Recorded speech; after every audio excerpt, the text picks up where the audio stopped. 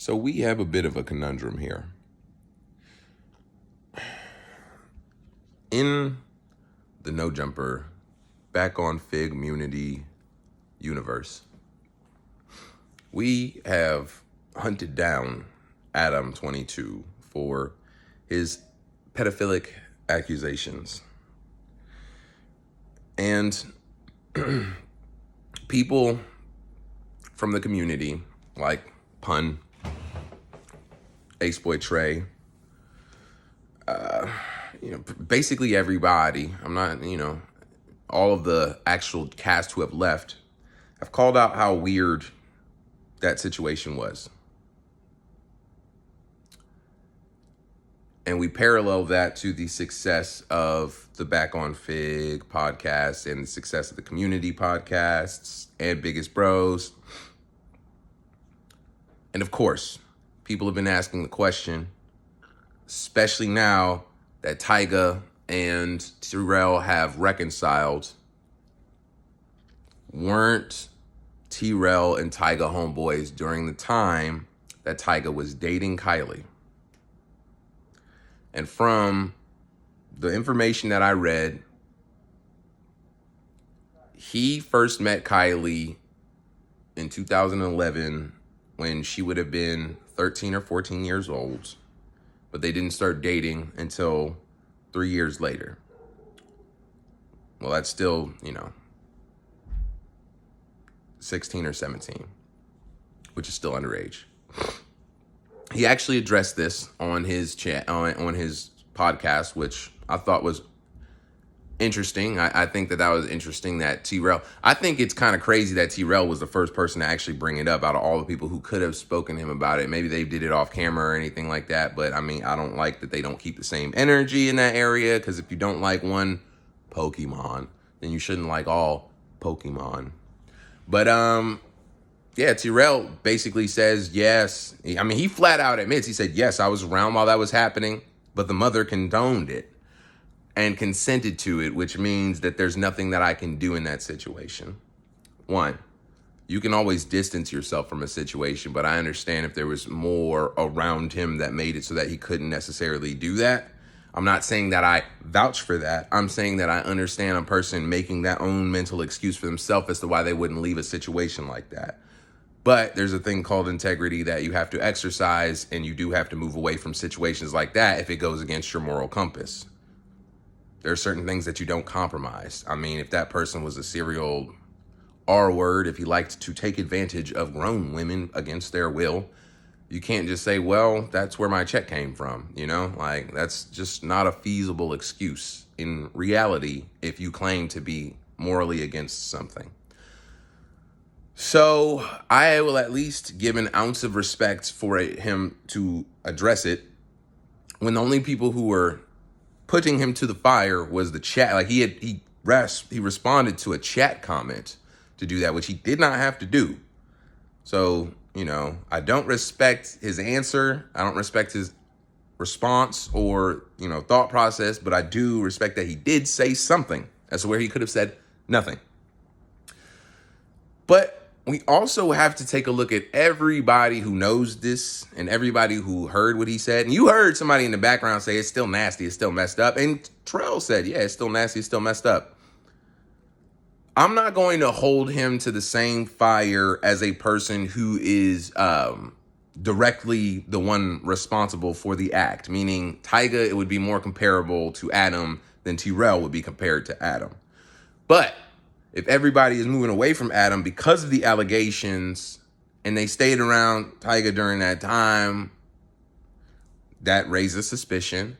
And also the fact that everybody is so ready to welcome Tyga back onto the pod, even after not just allegations, but proof.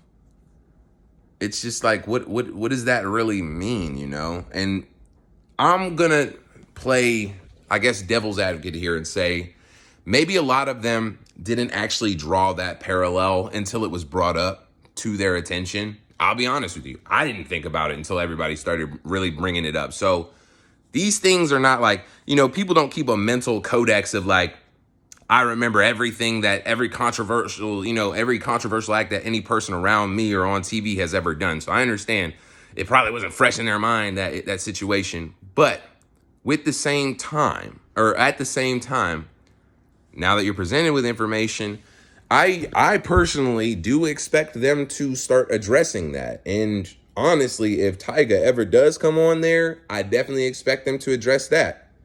Will they? Because there's a lot in between that, Tyga is not Adam 22. Tyga has a lot of money. Tyga has been famous and rich for a long time. As far as I know, he's been wealthy for his whole life, from what they've said about his upbringing. Excuse me. So I say all that to say that you're not going to catch him in a compromising position where you ask him a bunch of weirdo questions like Joe Budden did Adam 22. I'm not going to say he has too much to lose, but he's too fortified. You know what I mean? It's not going to come out. You're not going to see any type of Tyga jumping on live where somebody can ask him any kind of crazy question. I guarantee you it's not going to happen like that. If it does, they're going to have a hard conversation with them before, like, hey, any of you ask anything on live that's out of pocket, that's just how it's going to be.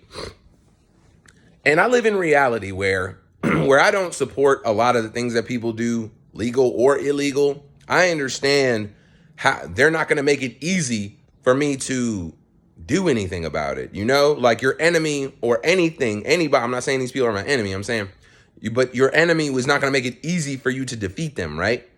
Evil is not going to make it easy for good to defeat it, right? In any capacity. So I get that. That's why this whole situation with Adam really didn't explode until the original Perv Busters dude snuck his way onto the scene and got in there and broke and started really putting that flame to it. That wouldn't have happened if it didn't go down like that. So what will be that moment with the back on Figmunity verse? I don't know. It'll be interesting to see how it plays out. Am I going to automatically boycott the channels and things like that because of them being excited that Tyga's coming around? No. I'm going to give them the opportunity to address the situation because none of them are the alleged Pokemon. I don't even know if I have to use that word, pedophile. Like, I don't think that's as banned of a word as they think that it is. And it really shouldn't be banned to use the word pedophile. Like, why can I not say pedophile on YouTube? Why would that get me blocked? I'm not a pedophile. I'm not condoning pedophiles or pedophilia. I should be able to call or refer to people being pedophiles if they are or if it's alleged of them without being blocked. So I see everybody saying that Pokemon thing, and that's why I put those quotations up, but I'm going to continue to call them as they are because this whole, muted language is the first step to censorship and doublethink, and I just don't support it at all. I don't like changing up the rhetoric because this thing and that thing are now determined not okay to say. When you're not directly, like it's one thing to directly have a word like the N-word or the F-word, which I still don't think should be banned, but something like pedophile is actually a legal term. So anyways, I'm saying all this to say that hopefully we see them keep the same energy for this upcoming situation that they did previously. I don't have the highest of expectations of it, but I'm not trying to down talk anybody either. Just going to be a silent witness to it all. And I will have my own comments to say once Tyga has come and gone on these podcasts. Everybody, have a good weekend.